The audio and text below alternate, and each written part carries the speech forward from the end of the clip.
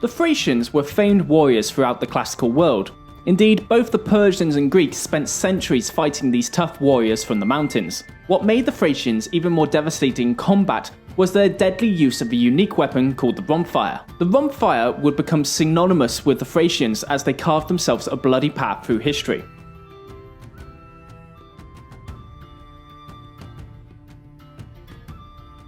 Now, when looking at the Rhomphaia, it's a bit hard to tell exactly what you are looking at. On one hand, you have a weapon that is very clearly meant for slashing and cutting, which would therefore imply that it's somewhat of a sword. But on the other hand, the handle of the weapon is way too long to belong to a sword, therefore it must surely be a polearm. It is believed that the Rhomphaia was an evolution of a standard spear into something that could deal far more physical damage. Gradually, the blade of the spear extended and became curved, whilst also being long enough that it could double up as a pole weapon when required. The Thracian tribe that is credited with the invention of this weapon was the Besai, a mountainous tribe located in northern Thrace.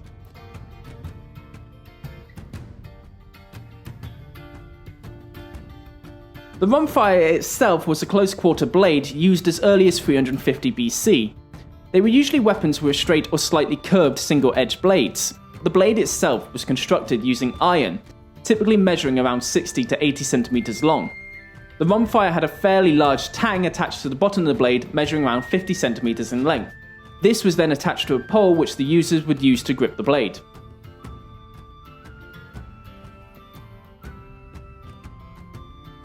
Most depictions show Thracians wielding the Rhomphaia two-handed.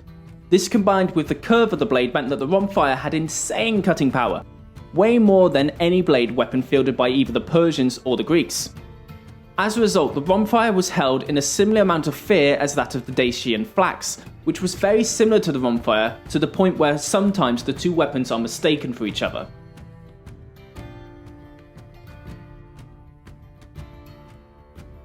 Indeed, telling a Rhomphaia apart from a flax is actually surprisingly difficult. Both were two-handed curved weapons and both had insane cutting power.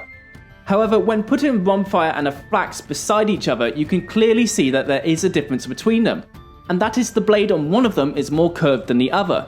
The less curved blade belongs to the Rhomphaia, whilst the curved one belongs to a flax.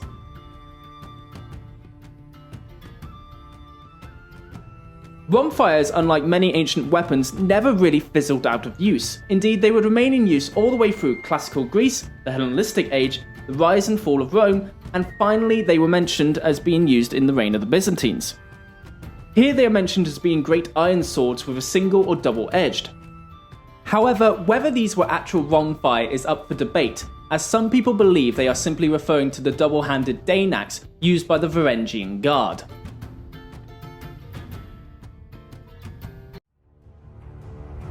Thank you for watching and listening to our videos. Be sure to like, comment and subscribe if you've enjoyed. All sources are listed and linked in the description below. I've been the Ancient History Guy, and as always, I'll be seeing you later.